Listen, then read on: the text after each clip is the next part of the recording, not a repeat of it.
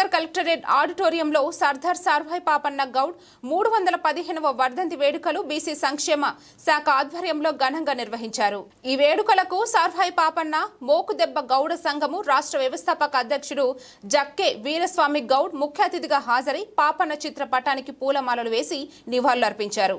ఈ సందర్భంగా జక్కే వీరస్వామి గౌడ్ మాట్లాడుతూ రాష్ట్ర ప్రభుత్వం పాపన్న జయంతి వర్ధంతి వేడుకలు చేయడం హర్షించదగ్గ విషయమన్నారు. సమైక్య రాష్ట్రంలో తెలంగాణ యోధులకు సరైన ప్రాధాన్యత లేకుండా పోయేదని కొట్లాడి తెచ్చుకున్న తెలంగాణ రాష్ట్రంలో పాపన్నకు సరైన గుర్తింపు వచ్చిందని, పాపన్న ఛత్రపతి శివాజీ సమకాలికుడిగా చరిత్రలో అతనికి తగిన గుర్తింపు లేదని, అందుకే పాఠ్య పుస్తకాల్లో అతని పూర్తి జీవిత చరిత్ర పెట్టాలని, అప్పుడే భావితరాలకు అతని గురించి తెలుస్తుందని, ఒక బీసీ బహుజన వీరుని పోరాట స్ఫూర్తి నాటి రాచరిక నియంత పాలనకు చరమగీతం పాడి పేదల పక్షాన నిబడి కోట్లాది రాజ్యాధికారం చేజిక్కుని పరిపాలించి సామాజిక న్యాయం సమన్యాయం పాటించడానికి వీరస్వామి గౌడ్ కొనియాడారు.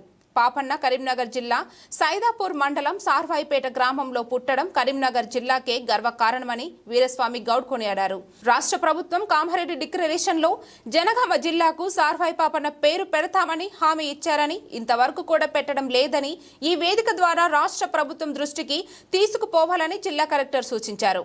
అనంతరం అలుగునూర్ బ్రిడ్జిపై నున్న పాపన్న విగ్రహానికి పూలమాలలు వేసి నివాళులర్పించారు. బహుజన విప్లవ వీరుడు గౌడ జాతి ముద్దుబిడ్డ సర్దార్ సర్వాయి పాపన్న గౌడ్ 315వ బలిదాన దినోత్సవం అంటే వర్ధంతి ఘనంగా రాష్ట్ర ప్రభుత్వం అన్ని జిల్లా కలెక్టరేట్లో కలెక్టర్ గారి అధ్యక్షతన బీ సంక్షేమ శాఖ ఆధ్వర్యం లోపల ఘనంగా నిర్వహించడం జరిగింది. తెలంగాణ వచ్చిన తర్వాత చాలా సంతోషకరమైన విషయం. మరి మహానుభావులకు చాలా గుర్తింపు వస్తుంది. బీసీ మహానుభావులు అయినటువంటి సర్దార్ సర్వాయి పాపన్న, చాకల ఐలమ్మ, పండుగ సాయన్న,